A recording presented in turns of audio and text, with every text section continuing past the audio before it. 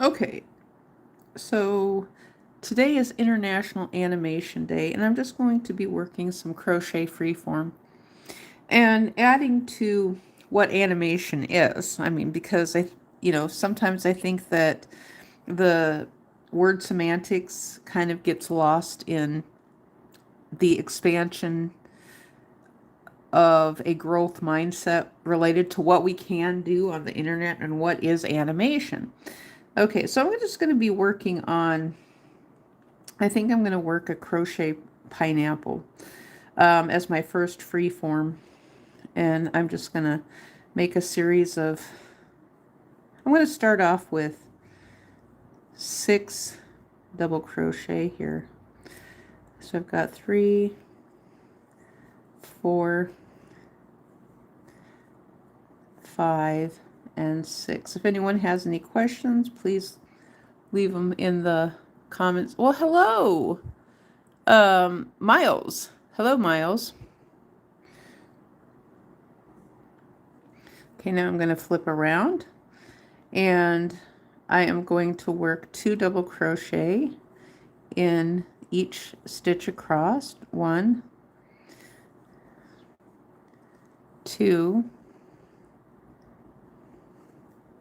3, 4, 5, 6. I'm making a pineapple. If you stay and watch, you'll see what it is. 7, 8,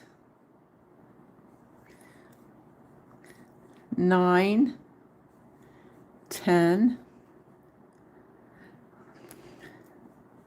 11, and 12. It can be used as a flower leaf too. So I've been seeing a different one on YouTube that turns into a flower leaf, and which is sort of cool.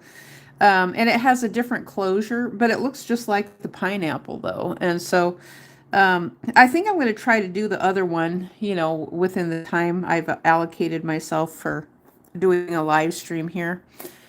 And pink, a pink pineapple. Yes, absolutely, a pink pineapple. And so I'm going to work a chain 3. It's also got glitter in it. Do you see the glitter in there? Do you see the shiny glitter?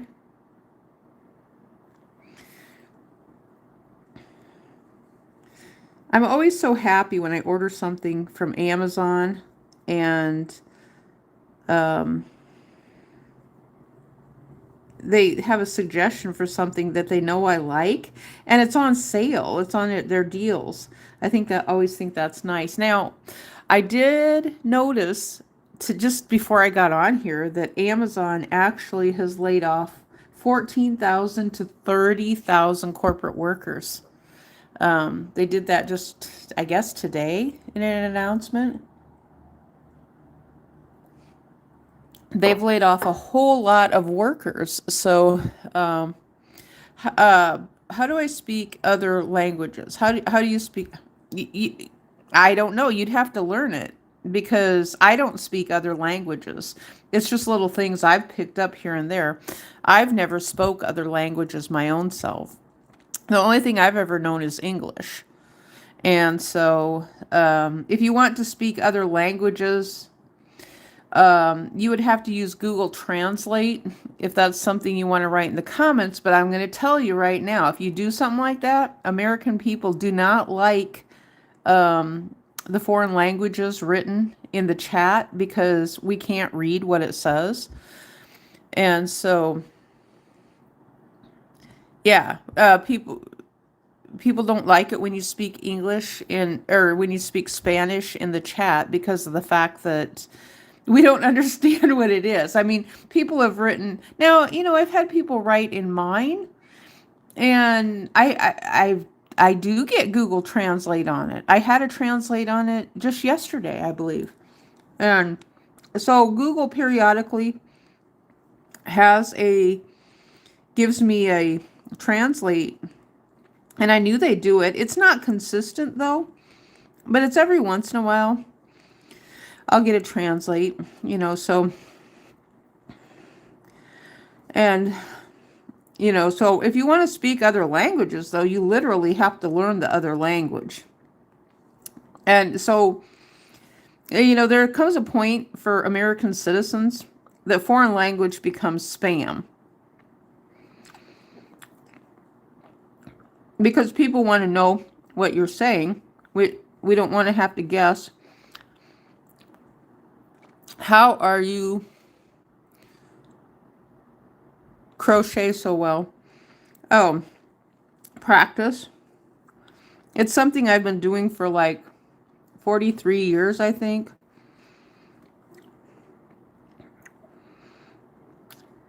So, if that tells you anything, I'm an old person. Okay, so we've got this fanned out here.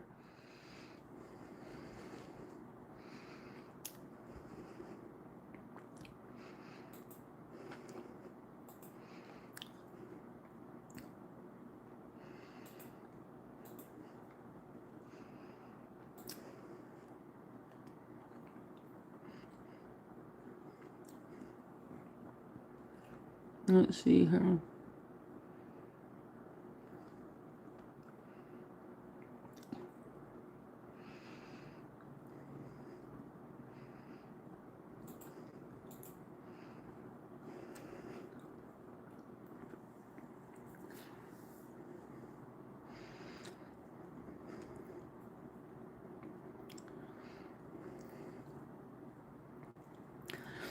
Okay, so I think with this one, I'm going to try to end in the center here, just by making a single crochet. Well, that didn't exactly end me in the center, but I'm going to slip stitch up there because I'm going to be making this smaller as I progress with it. And so I'm decreasing is what I'm doing.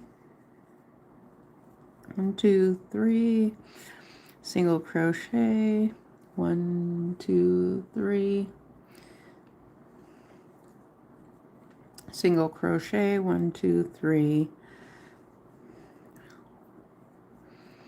I've heard lots of people, I know since you brought the topic up, lots of people have, when someone writes in a foreign language in their chat, they've said that. They're like, I don't speak that language, which I don't either. I have no idea what you're saying. And, so eventually it's going to just get marked as spam is what's going to happen with the foreign languages. And so, I don't know if Google anticipated that or not. But it's kind of the same principle as, anything, because, okay, YouTube provides the tools for people to be able to do things. And then you provide those tools and then people use the tools for various reasons, so it's not just moderation. It's going to be foreign language moderation too. Because it's like, well, oh my goodness, there was a woman the other day, and where was this at?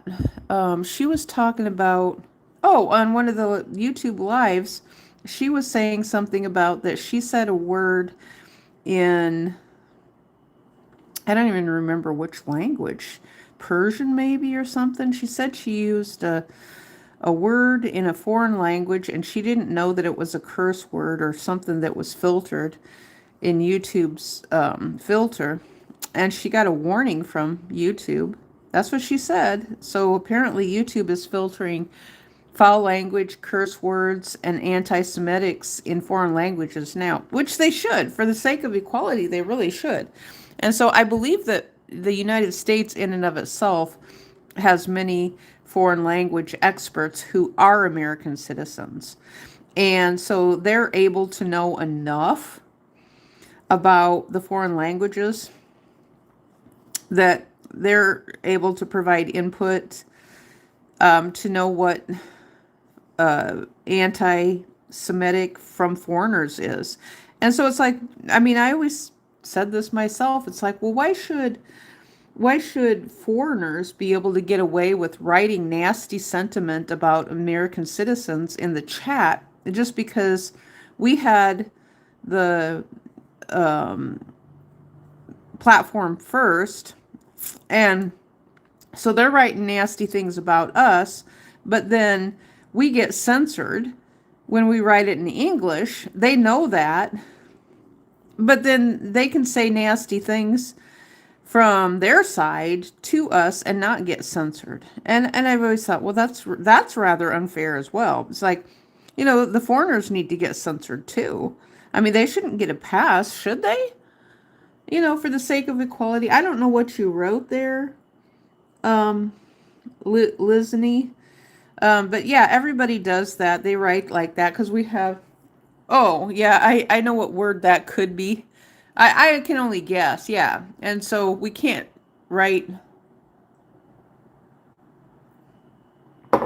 I can only guess. There's many words that is that sheet, SHEE. Oh, sheesh, SHEESH.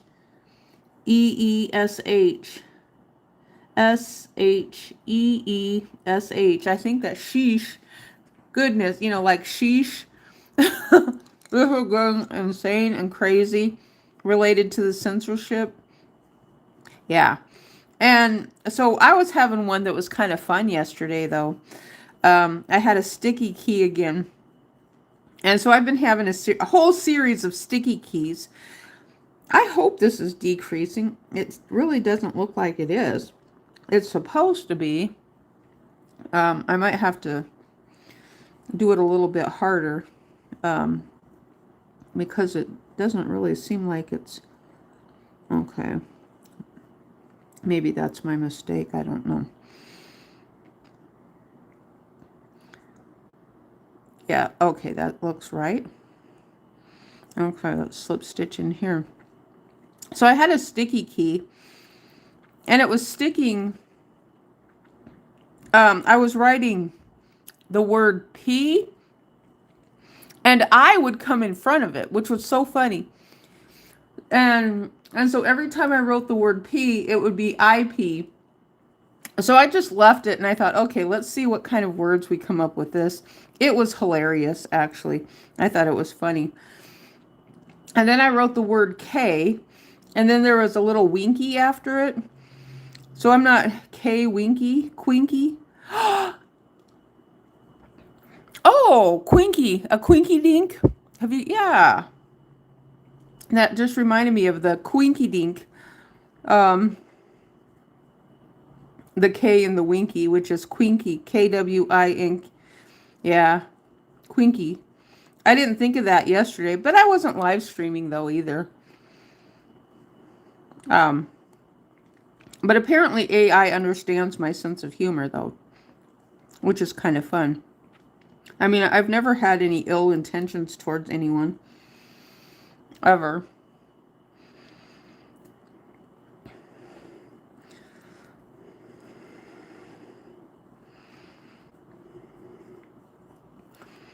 And AI even finds ways to write words that, oh, it comes up with some funny stuff.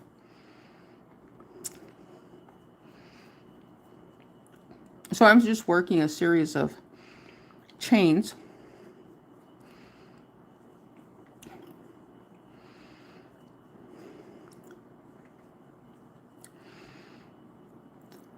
Okay.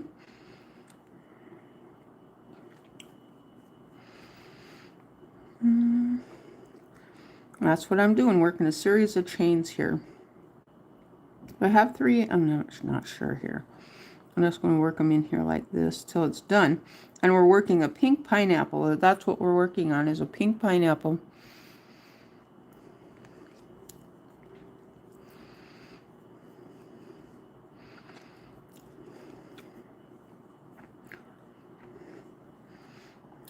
That's really pretty. So the pineapple, this is an individual one. It can be used as an ornament if you wanted it to be. I mean, I've seen it recommended for, and people have put it on their Christmas trees, their holiday trees. They've used it in windows as a little window. I don't know if people do this stuff or not, but you know, it's just the recommendations from the old days. So maybe it's tired old stuff that people don't do anymore. I know that there's a lot of young ladies and people, even men nowadays too, interested in crochet. So this is the premise of what you see in lace doilies, actually. And this is how you work them. But you work them in a round, though.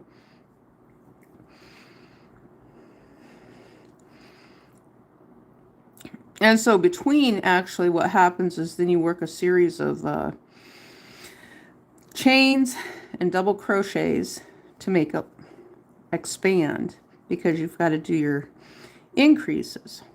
And so you increase with other chains. Now this one would actually need to be pressed and blocked. And that's what we call it, blocking.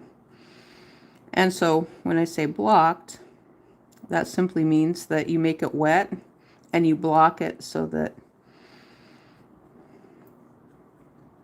it's actually, let's do one more for good measure up here at the top.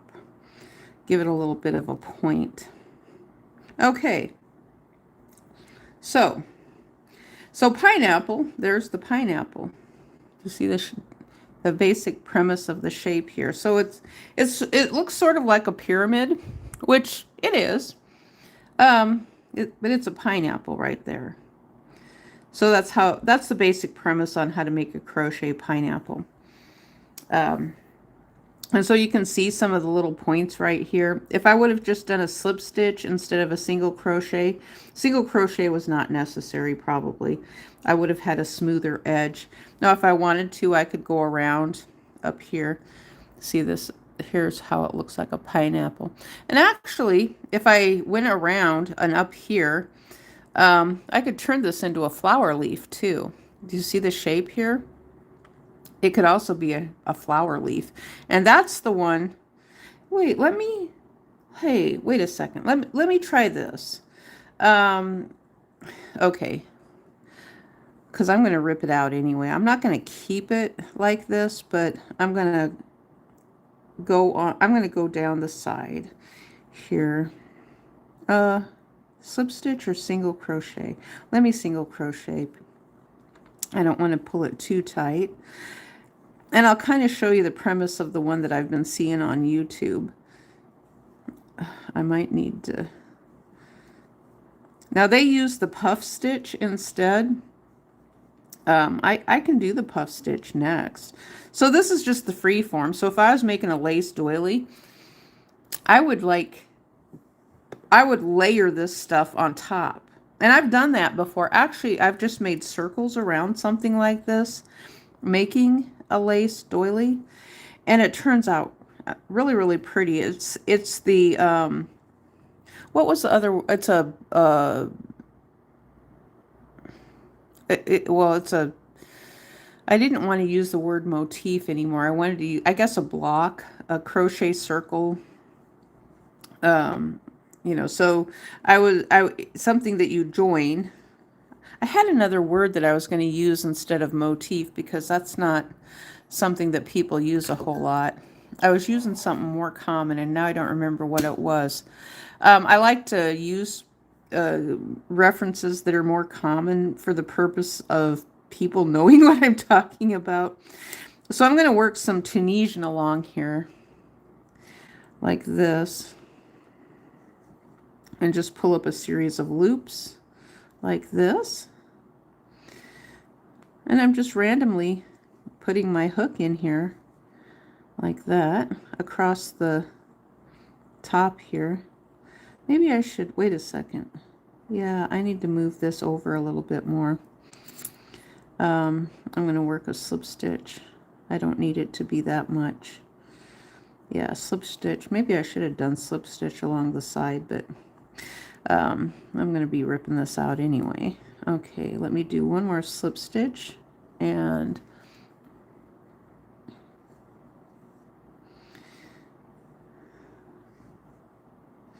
okay.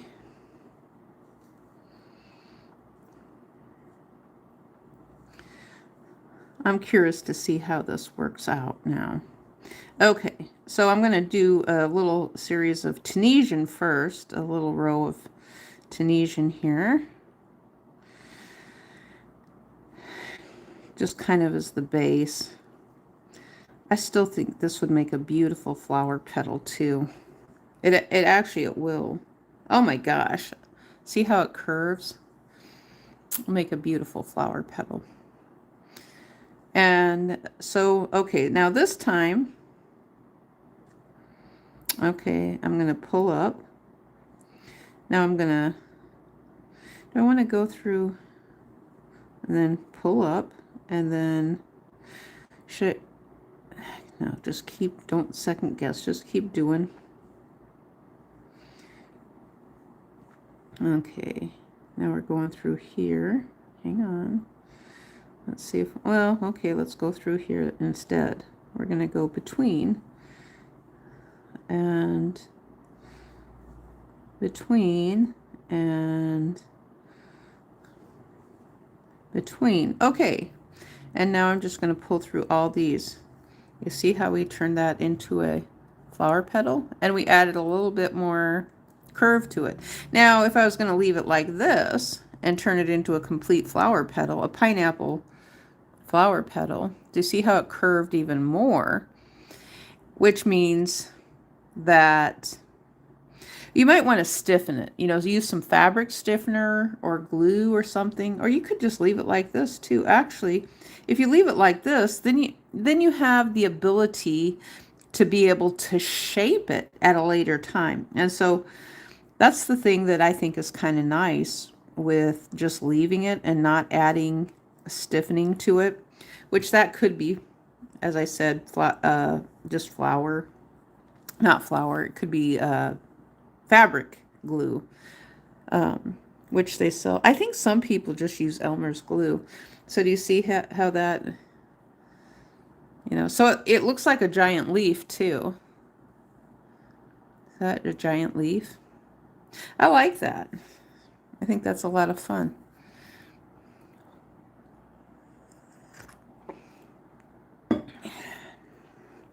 Okay, so I'm wondering here. Let me see if I can get any other suggestions from YouTube on what to make.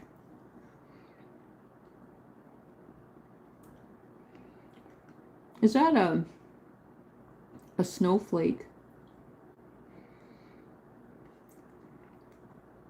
Yeah, a crochet snowflake would be kind of fun. Okay, I'm just going to rip this out. I'm just doing some free form. And I just wanted to expand the thought process of what animation is too. You know, because animation is not just drawing.